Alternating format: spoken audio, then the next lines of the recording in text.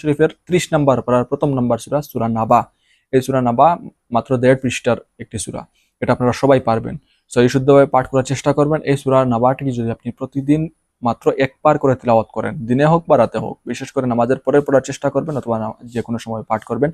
যদি আপনার হাজবেন্ড অবাধ্য হয়, আপনার স্ত্রী অবাধ্য হয়, তাকে বাধ্য করার উদ্দেশ্যে আপনি এটা মাত্র একবার পাঠ করবেন, দেখবেন ইনশাআল্লাহ অতি দ্রুত যেদিন আপনি পাঠ করবেন ওই দিন থেকে আপনার রেজাল্ট পাওয়া শুরু হয়ে যাবে। এরকম করতে করতে আপনি কয়েকদিন করবেন, তারপরে দেখবেন একদম দুজনের আগের মতো, বিয়ের পরে যেরকম সম্পর্ক ছিল, মধুর সম্পর্ক ছিল, ওই অবস্থায় গিয়ে পৌঁছে যাবেন ইনশাআল্লাহ। ঠিক আছে?